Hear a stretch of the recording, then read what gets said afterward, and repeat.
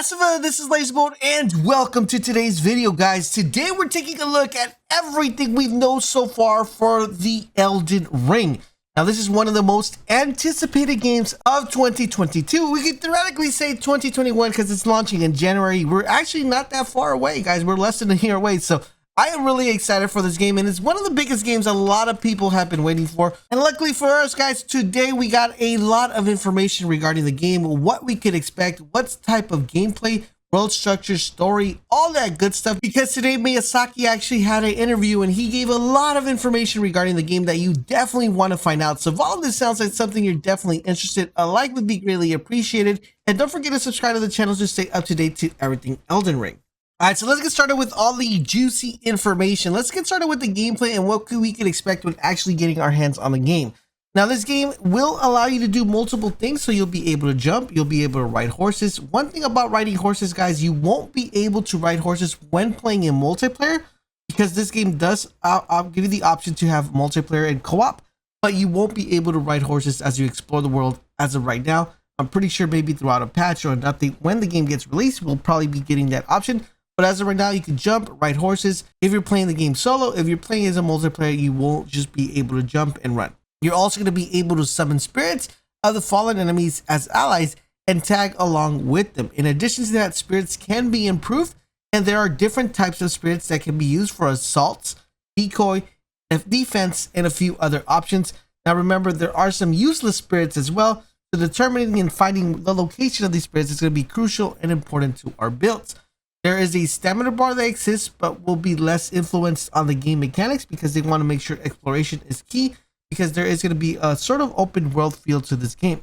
No resurrection will be part of the game, but there are other systems in place to keep you in the flow, like customization and crafting as you go along, and they will be giving you more healing options as you progress. Talking about skills, there's the total of 100 skill points that we're going to be able to use and combine them differently every single time with different weapons. You'll be able to learn magic. You'll be able to combine weapons that attach to that particular skill set. And there is a ton of customizations and options for you to choose from, which has me really excited. There's going to be a simple stealth implementation, which gives you crouch, hide in long grass, and stealth attacks, which makes the game played at different paces or a different system. You'll also, like I said, have online co-op, but remember, you won't be able to ride that horse. There's going to be a character creator, so once you launch the game, you'll be able to customize your character and give it a different appearance. Not all of us look the same in Elden Rings, which is really excited. I love character customization. I hope it's a very extensive one because we all want to look different, right? They reduce the fall damage. As you guys know, fall damage is one of the biggest issues when it comes to open world games, because they do cater for you to explore, but giving you that fall damage kind of affects it because sometimes you just don't want to try to find where stuff is located because you're afraid of dying. So they did reduce the fall damage to give it more options for you to explore and give you a little bit more freedom without taking a hit on dying if you fall down. Now, in the interview, he did state that the game is about 30 hours of gameplay. That is without doing any side quests. So expect the game to be pretty long if you are going to be doing side quests. I'm expecting something like in the upwards of 40 to 60 plus hours if doing side quests, depending on your skill set. Now, for those of you who do not want to get lost, there is going to be a world map where you're going to be able to go. But one thing to know, the dungeons will not have a map. So we're going to have to go in there and explore this entirely by ourselves. So I did want to make sure you guys get that in mind. Now that we covered the gameplay, let's dive in and talk about the world and what we could expect to find in Elden Ring. So there is going to be a central hub that leads to 6 main areas of the lands and in between. So we're going to be able to go to a specific location or camp. They're calling it a hub, where we're going to be able to decide which areas of the map we want to cover. Now, we're not going to be tied down to say you could only cover this area, you could only cover that area. You're going to be able to explore at your will. Now, of course, there are going to be some set of limitations because, some of them are going to require higher level. And that is kind of the way they kind of pinpoint you where to go. But theoretically, you could go anywhere you want to go. Now, each of these 6 locations will have a main area that has a dungeon. Now, but like I said earlier, there are some limitations based on your levels. Now, there is going to be a specific main line that's going to kind of route you to the right direction, but you theoretically do not have to follow that main line. But they are dungeons at every location. There's other things apart from dungeons. There's catacombs, castles, fortresses outside the main dungeons that are located in the lands between. Now, these are going to be very important for exploration because this game will have a lot of customization and crafting, and we're going to need to find all this stuff. In addition to that, remember, this game is about survivability, so you're going to want to make sure you find those magic potions. You want to make sure you find those the stuff that's going to give you the heals, because you do not want to be dying too much when you're playing this game. Now, there is a fast travel option. I know a lot of you guys were asking, will there be fast travel, or is it going to be pure exploration without fast travel? So there is fast travel for longer distances. So once you explored or kind of cleared the map, you will be able to fast travel to certain locations.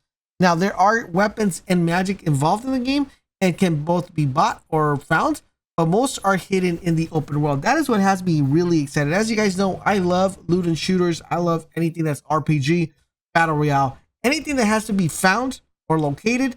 I am with that. So I'm really excited to hear that there are a lot of weapons, a lot of magic stuff that you're able to buy, but most, this is the key word here, most are hidden in the open world. That has me really excited and can't wait to share the locations of each individual weapon, armor, and crafting thing that we can find. So I'm pretty stoked. Now that we covered the world structure, let's talk a little bit about the story and what we can expect out of the game. Like I said, there is going to be a character creation once you launch the game. The player is going to be nameless, which is going to give you a blank slate. So you can probably, I don't know, we're going to be able to decide what the character name is, but I know we're able to customize it.